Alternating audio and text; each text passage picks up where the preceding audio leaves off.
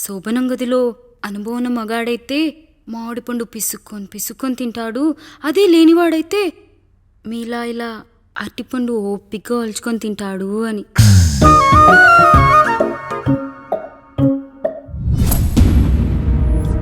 ఏంటవి? అవేంటో తెలీదా?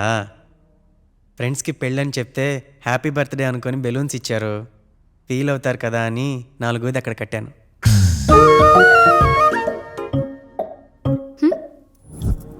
వచ్చాడు. పిల్లల గదిలోకి వెళ్ళారండి. మీరెంత ఏంటి ఇంత రాత్రి అయినా ఇంకా పడుకోలేదా? మీరు లేనిది ఎప్పుడైనా పడుకున్నామా అన్నయ్య? అందరం కలిసే కదా పడుకునేది మావయ్య. సరే అందరం పెద్దోడి గదిలో పడుకుందాం. ఈరోజు వాడి శోభనం కదా, అసలే కొత్త. పక్కనుంటే ధైర్యంగా ఉంటుంది. పక్క నుండి దగ్గరుండి జరిపిద్దాం. పదండి.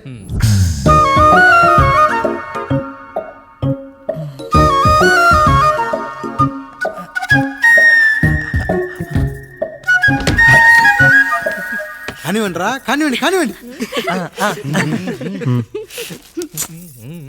మీరేం మావయ్య ఇక్కడ పడుకుంటున్నారు? అదేంటమ్మా పెద్దోడా, చెప్పలేదా? మేమంతా కలిసే పడుకుంటామమ్మా. నువ్వు మాతో పాటే. అవును భార్గవి. మీరు ఊరుకోండి. మీరు ఇక్కడ పడుకోవడం నాకు ఇష్టం లేదు మావయ్య.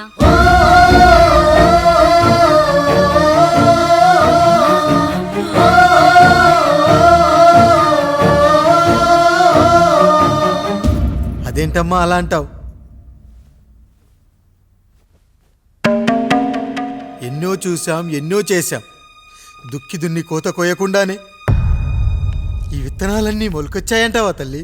అవన్నీ నాకు తెలియదు మావయ్య. మర్యాదగా బయటికి వెళ్ళండి.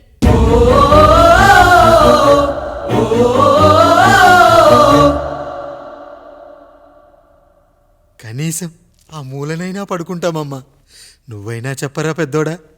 అంటే తను ఇబ్బంది పడుతుంది కదా నాన్న.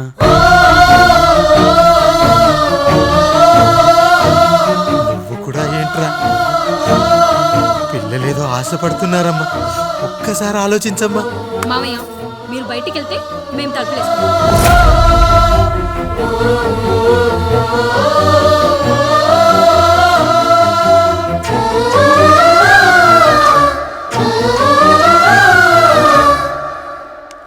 వేసుకోండి అమ్మా, వేసుకోండి. తలుపులు వేసుకోండి.